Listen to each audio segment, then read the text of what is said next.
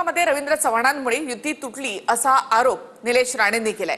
परवानगीसह भाजप कार्यकर्ता विजय किनवडेकरांच्या घरामध्ये गेलो असं स्पष्टीकरण सुद्धा निलेश राणे यांनी दिले। आरोपीचा पाठलाग केला म्हणजे केस माझ्यावर होणार का असा सवाल देखील निलेश राणेंनी केलाय। सिंधुदुर्गात घरात अनधिकृतरित्या शिरल्याचा आरोप करणाऱ्या विजय किनवडेकरांवर निलेश राणेंनी पलटवार केलाय। परवानगीसह घरात शिरलो अनधिकृतरित्या कसं म्हणता असा सवाल निलेश राणेंनी किनवडेकरांच्या आरोपांवर केलाय। या ठिकाणी निलेश राणे साहेब खाली शूटिंग करत वरती आले, माझ्या प्रांगणातून शूटिंग करत वरती आले, माझ्या निवासस्थानामध्ये त्यांनी अनधिकृतपणे प्रवेश केला आणि त्याचबरोबर माझ्या बेडरूम मध्ये पण गेले। परवानगी मागून आत गेलो, ज्यांनी दरवाजा उघडला त्यांनी मला थांबवायला पाहिजे होतं, ते उलट म्हटले या, बसायलाही सांगितलं, मी बसलो नाही तो भाग वेगळा, मग अनधिकृत कसं? एक नाही 2-3 वेळा मला बोलले आपण बसा, पण ज्या कारणासाठी मी गेलो होतो तिकडे बसणं काही बरोबर नाही। रवींद्र चव्हाणांच्या जवळच्या लोकांनी गाडी, घर, सोन्याचं बुकिंग करून ठेवल्याचा आरोप निलेश राणेंनी यावेळी केलाय। म्हटलं साहेब, हे माझ्या केके बिल्डरच्या बिझनेस मधले पैसे आहेत, तुमचा गैरसमज असेल तर नाही, त्याचा तुम्हाला उत्तर द्यावं लागेल, त्या ह्याला पूर्णपणे उत्तर द्यायला मी बांधील आहे। माझ्याकडे एवढी थोडी तोडकी रक्कम मला ठेवणे आवश्यक आहे? हातावर मोलमजुरी करणाऱ्या, काम करून घेणाऱ्यांना मला पैसे द्यावे लागतात, मी ते सिद्ध करून 100% दाखवीन। रवी चव्हाण साहेबांच्या जवळ जेवढे आहेत त्यांनी बुकिंग करून ठेवली आहे, गाडीची, घरांची, सोनं किती घ्यायचं, फिरायला कुठे जायचं, मग ते फ्लाईटमध्ये परदेशात कुठल्या देशात आपण जाऊ शकतो, ते आपले बँक बॅलन्स जमवत आहेत, आपलं कपाट भरत आहेत। दरम्यान सिंधुदुर्गात नको होती म्हणून रवींद्र चव्हाणांनी युती तोडल्याचा निलेश राणेंनी आरोप केलाय। तर आमच्या कुटुंबात कुठलाही वाद नसल्याचं म्हणत नितेश राणेंनी केलेल्या टीकेवर निलेश राणेंनी उत्तर दिलंय। मला निर्णय घ्यावा लागला आणि हे रोज टंगवायचे, आज उद्या बघू, परवा बघू, मग ह्यांचे कोणतरी बाहेरचे येणार, आतमधले येणार, आजूबाजूचे येणार, आम्ही काय सगळ्यांना भेटत बसायचं की काय? पण स्थानिक पातळीवर ही युती तुटलेली नाही, एकाच व्यक्तीमुळे ही युती तुटली, त्यांचं नाव मी तुम्हाला सांगितलं। आमच्या कुटुंबात तसं काही नाही, आम्ही तेवढी मॅच्युरिटी ठेवतो की कुठेही आम्ही प्रोफेशनली जिथे आम्ही आहोत तिथे 100% राहावं, तिथे कुठेही तडजोड होता कामा नाही, आणि तसं काय होणार सुद्धा आणि तसं काय नाहीये। माझा हा सगळा विषय करण्याचा भाग हा करप्शन आहे।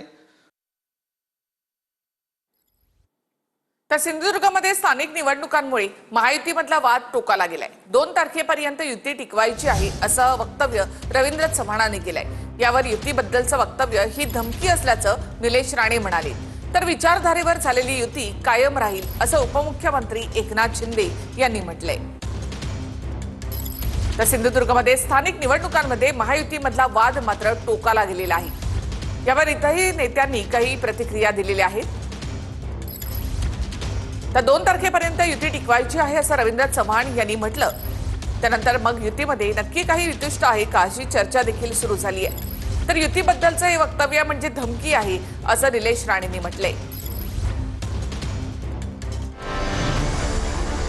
शिवसेना भाजप युतीबद्दल रवींद्र चव्हाणांनी केलेलं वक्तव्य हे धमकी असल्याचा दावा निलेश राणेंनी केलाय। सिंधुदुर्गच्या मालवणमध्ये भाजप नेत्याच्या घरावर निलेश राणेंनी धाड टाकली होती। यावेळी भाजप नेत्याच्या घरात पैशांची बॅग सापडल्यानं भाजप आणि शिंदेंच्या शिवसेनेतलं वातावरण तापलं होतं। त्यानंतर रवींद्र चव्हाण यांनी थेट युतीवरूनच इशारा दिला होता।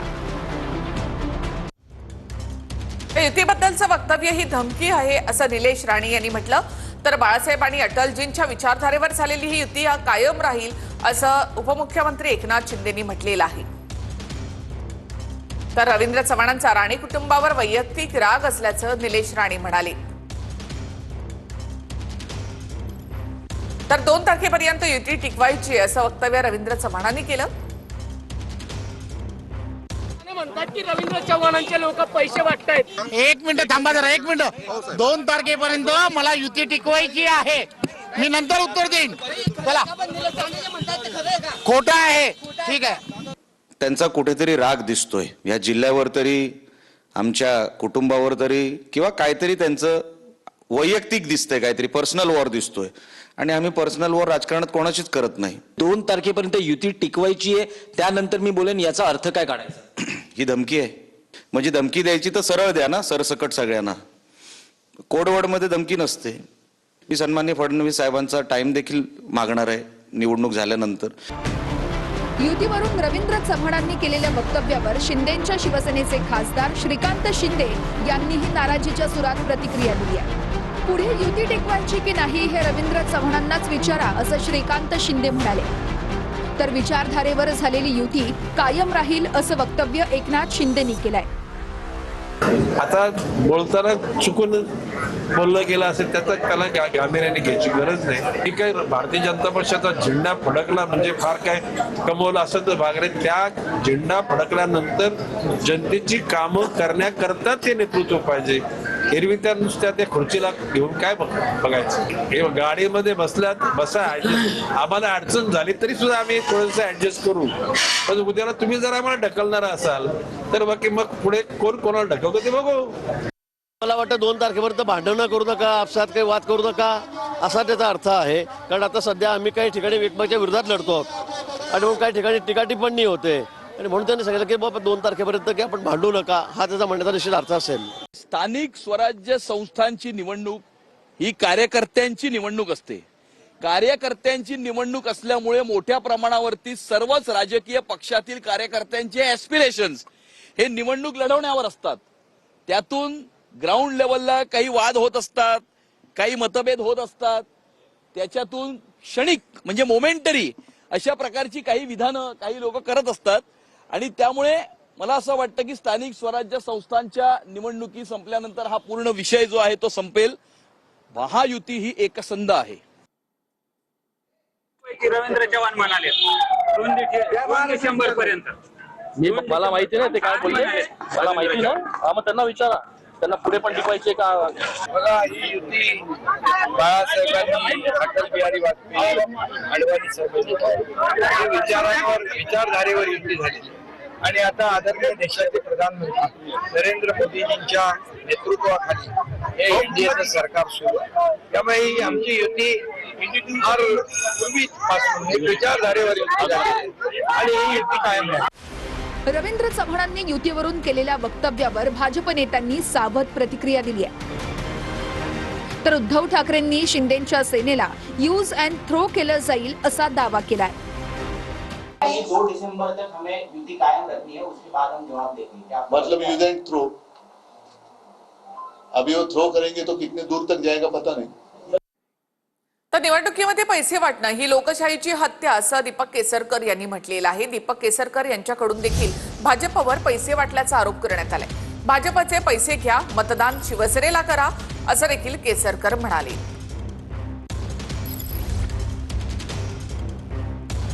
मुद्दाम केलं जातंय आणि विशिष्ट व्यक्तींकडून हे केलं जातं, ही वस्तुस्थिती आहे. आणि त्याच्यामुळे हा राग काय आहे तर जनतेने हा प्रश्न त्यांना विचारला पाहिजे, कशासाठी तुम्ही हे सगळं करताय. शेवटी एवढ्या मोठ्या लोकांनी सिंधुदुर्गमध्ये येऊन सिंधुदुर्गचे जे एक सोशल फॅब्रिक आहे तोच बिघडवायचा प्रयत्न केला तर ते चुकीचं आहे. उद्या ही परंपरा होऊन जाईल. त्यांनी केलं म्हणून इतरांना करायला लागलं तर मग ती चुकीची प्रथा पडेल आणि याच्यामध्ये अशी कॉम्पिटिशन होता कामा नये असं मला वाटतं. आणि त्याच्यामुळे त्यांनी हा प्रकार थांबवावा असंच मला वाटतं. पण आता थांबण्याची शक्यता नाही, कारण जवळजवळ वाटप त्यांचं पूर्ण होत आलेलं आहे माझ्या माहितीप्रमाणे. तर त्याच्यावर इलाज एकच आहे की लोकांनी पैसे स्वीकारून सुद्धा शिवसेनेला मतदान केलं तर मग. तर स्थानिक स्वराज्य संस्थांच्या निवडणुकीमध्ये पैशांचा धूर दिसतोय असं उद्धव ठाकरे यांनी म्हटलं. महाराष्ट्रामध्ये भयानकपणे पैशांचा पाऊस किंवा अतिवृष्टी सुरू आहे असं ठाकरे म्हणाले. पैशांच्या थैल्या उघडून मतं मागितली जात आहेत असंही ठाकरे म्हणाले आहेत. या निवडणुकांमध्ये पैशाचा धूर निघताना दिसतोय. आज सुद्धा सामनाचा अग्रलेख आपण वाचला असाल, त्याच्यात देखील याचा उल्लेख केलेला आहे. पैशाचा वाटप किंवा पैशाचा पाऊस किंवा अतिवृष्टी ही भयानक पद्धतीने महाराष्ट्रामध्ये सुरू आहे आणि एक प्रकारचा सत्तेचा माज, सत्तेचा दर्प एकही मंत्री शेतकऱ्यांमध्ये जाऊन बसत नाहीये, नागरिकांशी बोलत नाहीये, फक्त जिथे जात आहेत तिथे पैशाच्या थैल्या उघडल्या जात आहेत आणि मतं मागितली जात आहेत. नगर परिषद निवडणुकीच्या प्रचारामध्ये नेत्यांनी सभेतून फोन लावण्याचा धडाका सुरू केलाय. शिंदेंनी थेट उदय सामंत आणि आंबेडकरांना फोन लावला, तर पडळकरांनी जतच्या सभेतून फडणवीसांना फोन लावला. पाहूयात. नगरपालिका निवडणुकीच्या प्रचारात नेत्यांनी सभेतूनच मंत्र्यांना फोन लावण्याचा सपाटा सुरू केला. अहिल्यानगरच्या संगमनेरमधून एकनाथ शिंदेंनी थेट उदय सामंत आणि प्रकाश आंबेडकरांना फोन लावला. संगमनेरमधल्या नागरिकांची MIDC आणि रुग्णालय सुरू करा अशी मागणी असल्याचं शिंदेंनी सामंत आणि आंबेडकरांना सांगितलं. MIDC पाहिजे, जागा द्यायला तयार आहे. आपण आचारसंहिता लागलं की ताबडतोब कारवाई तर शब्द देऊ मी त्यांना. हा मग बघा नंतर आदेश गडबड करायचं नाही. आपले प्रकाश आंबेडकर आरोग्य मंत्री आहेत. इथं बाबा अमोल खताळकडे मी आलो आहे. तिथं त्यांचं म्हणे कॉटेज हॉस्पिटल आहे, पण त्याची दुरावस्था आहे. महिला आणि बाल रुग्णालय बंद आहे, ते चालू करायचंय. काय करणार तुम्ही? मी बुधवारी बोलून घेतो यांना आणि ताबडतोब ती सगळी जोडली लावतो. हा मी करून देतो लगेच. यवतमाळ मधल्या सभेतून शिंदेंनी उदय सामंत आणि प्रदूषण नियंत्रण महामंडळाचे अध्यक्ष सिद्धेश कदम यांना फोन लावले. हॅलो सिद्धेश, अरे मी वणीमध्ये आहे, वणीत. हा कोळशाच्या कोळशाच्यामुळे हवाई दूषित झाले आणि पाणी दूषित झालंय. लोकांचा जीवन मरणाचा प्रश्न निर्माण झालाय. तात्काळ याच्यावर मला कारवाई झाली पाहिजे. साहेब 24 तासात आपण कारवाई करतो. हा जळगाव जिल्ह्यातल्या पाचोऱ्यातल्या सभेतूनही शिंदेंनी सामंतांना MIDC साठी फोन लावला. आता इथं रोजगारांना तरुण आहेत, बेरोजगार आहेत, तर हे आपल्याला इथं उद्योग कधी पाठवणार? सर आपण मुख्यमंत्री असताना आपल्या आदेशाप्रमाणे इथं MIDC आपण जाहीर केली. त्याचं सुरुवात पण तुम्ही केली होती. त्याच्या लेआउटला आता साहेब मान्यता मिळालेली आहे. 1 महिन्याच्या आत बोर्डामध्ये मंजुरी मिळून त्या जागेचं वाटप देखील सुरू होईल आणि जागेचं वाटप सुरू झाल्यानंतर साहेब आपण तिथे उद्योग आणू शकतो. ठीक आहे, धन्यवाद. सांगली जिल्ह्यातल्या जतमधल्या सभेतून गोपीचंद पडळकरांनी थेट मुख्यमंत्री फडणवीसांना फोन केला. फडणवीसांनीही फोनवरून भाजपच्या नगराध्यक्ष पदाच्या उमेदवाराला विजयी करण्याचं आवाहन केलं. हा साहेब लोक आहेत, 2-3 हजार लोक पुढे आमची सभा सुरू होती, तुमचा फोन आलाय. चला सर्वांना माझा नमस्कार. आपल्याला कल्पना आहे की नगरपालिकेच्या निवडणुकीमध्ये डॉक्टर अरळी हे आपले भारतीय जनता पक्षाचे उमेदवार आहेत. डॉक्टर अरळींनी आपल्या जतमध्ये गेले अनेक वर्ष रुग्णसेवा केली आहे आणि सर्वांशी अतिशय जवळचे संबंध असलेले, एक स्वच्छ प्रतिमा असलेले, शिकले सवरलेले असे डॉक्टर अरळीजी हे जर आपले आमदार गोपीचंदजी यांच्यासोबत नगराध्यक्ष म्हणून त्या ठिकाणी डबल इंजिनचं काम आपण सगळ्यांनी मिळून केलं तर निश्चितपणे खूप चांगलं काम तिकडे होऊ शकेल आणि मी देखील पूर्ण मदत करून आपल्या शहराला चांगलं करण्याकरता जे काही लागेल ते निश्चितपणे करेल हा आपल्याला विश्वास देतो. आपण सगळ्यांनी 2 तारखेला डॉक्टर अरळी यांच्या कमळाची बटन दाबावी अशी आपल्याला विनंती करतो. राज्यामध्ये सध्या नगर परिषद नगरपंचायतीच्या प्रचाराचा धडाका पाहायला मिळतो. अनेक ठिकाणी राजकीय नेत्यांच्या प्रचार सभा सुरू आहेत. प्रचार सभेमध्ये नेत्यांनी केलेली काही वक्तव्य चर्चेत आली आहे. पाहूयात. 22 तारखेला मतदान होतं, मागच्या वेळेस 21 तारखेला आमदारकीचं, 20 तारखेला 18ला लय लक्ष्मी फिरली, दारोदार फिरली. उठ बघता काय झोपलायस, उठ मी आली आहे, तुला प्रसन्न होते. बाहेर खाटी टाकून झोपा तुम्ही बी 1 तारखेला. लक्ष्मी येणार आहे, उठ बघता काय झोपलायस, उठ. आता तर नगर विकास खाता आपल्याकडे आहे, बेमाल है नगर विकास में. माझी तर नगरपालिका आत्ता झाली नशिराबाद. मी मागच्या भाषणातही बोललो, उदास नाही राहायचं, फ्रेश येऊ द्या. लक्ष्मी किती बी पाडू द्या. काल वेगळे अर्थ निघाले. लक्ष्मी बोललो मी, आता लक्ष्मी म्हणजे काय नोटा होता काय? टीव्ही वाले दाखवतात गुलाबराव पाटील लक्ष्मी बोल, लक्ष्मी माझी माय बहीण पण असते. तुम्हाला माहित नाही का माझ्या भावांनो, तुम्ही असं काहीतरी नका दाखवा माझं, आणि माझं दाखवल्याशिवाय तुमचा टीआरपी पण वाढत नाही. मूळ काय दाखवायचं, कसं दाखवायचं याचाही विचार केला पाहिजे. कारागीर तुम्हाला पेटे मिळाले का कारागिरांना, कामगारांना, बांधकाम करणाऱ्यांना मिळाले. त्याच्यामुळे काय काय त्याला ग्लोव्ह दिले, त्याला मोठे गंबूट दिले, मच्छरदाणी पण दिली. घरी गेला कामावरून थकून मागून नवरा बायको दोघी मच्छरदाणी झोपा, डास चावता कामा नाही. इतकं काळजी घेणारं सरकार तुमचं या ठिकाणी आहे, पंतप्रधान तुमचे या ठिकाणी आहेत. अजून काय पाहिजे तुम्हाला? अरे फलकून टाकील सर्जा तुले अर्धा, हे देवेंद्र फडणवीस साहेबांचं सरकार आहे. गृहमंत्री मुख्यमंत्री नागपुरातले आहे. जास्ती वळवळ केली तर फळकून टाकू तुले अर्धा. या कळमेश्वराची संस्कृती बिघडण्याचं काम काँग्रेसवाल्याने बिलकुल करण्याची गरज नाही. इथे चांगले लोक राहतात, चांगल्या संस्कृतीचे लोक राहतात, आणि म्हणून या कळमेश्वर सावनेरमध्ये गुंडाराज आपल्याला खपून घेणार नाही. मोनिकाताई, सुनील बानखेले, पूर्वीच्या बेंडे, या तुमचा उमेदवार फार फायदेशीर आहे. बेंडे माहेर पण आमच्या मोनिकाताईचं इथंच आहे, आणि सासर पण इथंच आहे. बरोबर आहे ना? लव्ह मॅरेज आहे का काय? नाही, सासर आणि माहेर दोन्ही असलं की जरा शंकेला जागा उरते. जेडपी आणि पालिका निवडणुकांचा मार्ग मोकळा झालेला आहे. स्थानिक स्वराज्य संस्थांच्या निवडणुका ठरलेल्या वेळापत्रकानुसारच होणार असं कोर्टानं म्हटलंय. 21 जानेवारीला सुप्रीम कोर्टामध्ये पुढील सुनावणी होणार आहे. जिल्हा परिषद आणि पालिका निवडणुकांचा मार्ग मोकळा झालाय. मात्र निवडणुकीचा निकाल अंतिम निर्णयाला बांधील असेल असं सुप्रीम कोर्टानं सुनावणी दरम्यान नमूद केलंय. राज्यातील स्थानिक स्वराज्य संस्थांच्या निवडणुकीमध्ये 50% आरक्षणाची मर्यादा ओलांडल्याच्या आक्षेपावर सुप्रीम कोर्टात सुनावणी झाली. सुनावणी दरम्यान स्थानिक स्वराज्य संस्था निवडणुकांना स्थगिती देण्यात आलेली नाहीये. त्यामुळे महाराष्ट्रातील स्थानिक स्वराज्य संस्थांच्या निवडणुकीचा मार्ग अखेर मोकळा झालाय. या संदर्भातली पुढील सुनावणी 21 जानेवारीला सुप्रीम कोर्टात होणार आहे. सुप्रीम कोर्ट काय म्हणालं? राज्यातील सर्व महापालिका निवडणुका जाहीर करा. सुप्रीम कोर्टाने निर्देश दिले. नगरपालिका, नगरपंचायतीच्या निवडणूक कार्यक्रमाला कोणतीही स्थगिती नाही. केवळ 40 नगरपालिका आणि 17 नगरपंचायतींमध्ये जिथे 50% आरक्षणाची मर्यादा ओलांडली आहे तिथल्या निवडणुका सुप्रीम कोर्टाच्या निकालाच्या अधीन राहतील. जिल्हा परिषदा आणि पंचायत समित्यांमध्ये 50% आरक्षण मर्यादा ओलांडली नसलेल्या ठिकाणच्या निवडणुका जाहीर करा.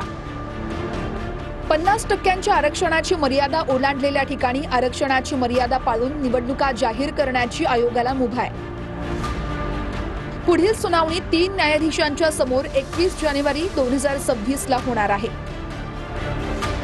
आमदार अमोल खताळांची एक वादग्रस्त ऑडिओ क्लिप व्हायरल होत आहे. संगमनेरमधील व्यापाऱ्याला शिवीगाळ, धमकी दिल्याची ही ऑडिओ क्लिप व्हायरल होत आहे. ही ऑडिओ क्लिप जुनी असून एडिट केल्याचं अमोल खताळ यांनी स्पष्टीकरण दिलंय. तसंच TV9 मराठी या ऑडिओ क्लिपची पुष्टी करत नाही. हॅलो हॅलो, ते काय अडचण आहे यांच्या गाडीची? याला कोण बोलते? अमोल खताळ बोलतोय. हा बोला. अरे तू कोण बोलतोय म्हणजे? तुलाही शहाणा दिसतो रे. हा, तुला सांगू ना, तू एवढा शहाणा आला का रे हरामखोर? हा, तू शहाणपणा करतो का जास्त?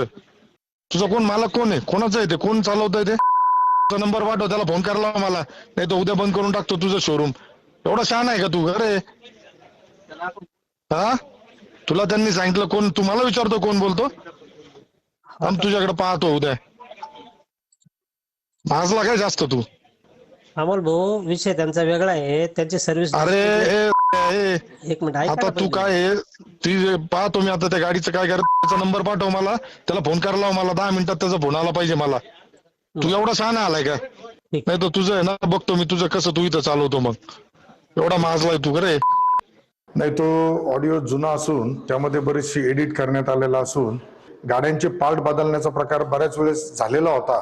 त्यामुळे यापूर्वी सुद्धा त्यांना 1-2 वेळेस आम्ही जाब विचारला होता का अशा प्रकारे तुम्ही संगमनेरमध्ये आमच्याच लोकांना किंवा संगमनेरातील तुमच्या ग्राहकांना कशा प्रकारे तुम्ही त्यांची फसवणूक करताय, चुकीचं काम करत असेल तर शिवसेना स्टाईलने त्याला उत्तर देण्याची सुद्धा धमक. हा शिवसेनेचा आमदार, हा कार्यकर्ता म्हणून त्या लोकांच्या पाठीशी राहणं सुद्धा माझं कर्तव्य आहे.